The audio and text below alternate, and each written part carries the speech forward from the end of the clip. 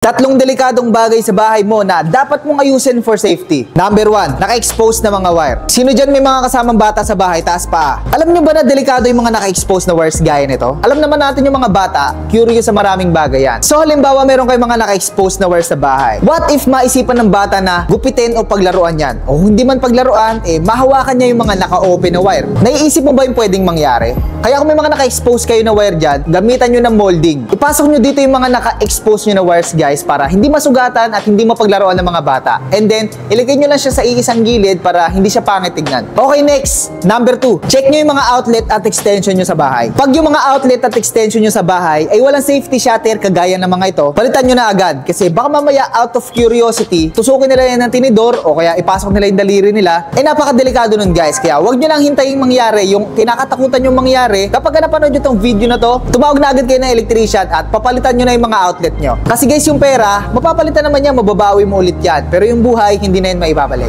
Last but not the least, check mo saglit baka ganito pa rin yung gamit mo sa bahay. Ito kasing fuse box kaibigan, lumang-luma na talaga to. Kaya kung hanggang ngayon, ganito pa rin yung gamit nyo sa bahay, malaki na po ang chance ito na magka-problema. Alam naman natin kung gaano kadelikado ang kuryente, di ba? Maraming bahay na kaya sunugin kapag nagkakaroon ng electrical problems. Itong ganitong fuse box kaibigan, sobrang outdated na talaga to. Sa katunayan nga, pinuntahan kami dito ng DTI and as per DTI, bawal na pong magbenta ng ganitong fuse box. Kaya kung ganito pa rin po yung gamit nyo sa bahay, palitan nyo na po yan ng ganitong modern na electrical panel board. Ito po kasi, modern na po yung panel ito. Hindi na po yan conductor ng electricity. And then, yung breakers po nito ay kusa na rin nagtitrip kapag nagkakaroon ng electrical problems. And then, mas maganda na rin siyang tignan. If ever naman na hindi na ganito yung gamit mo, naka-metal na branches ka na, kung sakaling sira na yung cover o wala nang cover yung panel board mo, palitan nyo na rin po yan ng ganitong panel board. Wag na wag nyo pong hahayaan na naka-open yan kasi napakadelikado po niyan, lalo na kung may kasama nga kayong bata sa bahay. So yun lang guys, safety tips from Trev Electrical. Don't forget to like and follow and always stay safe.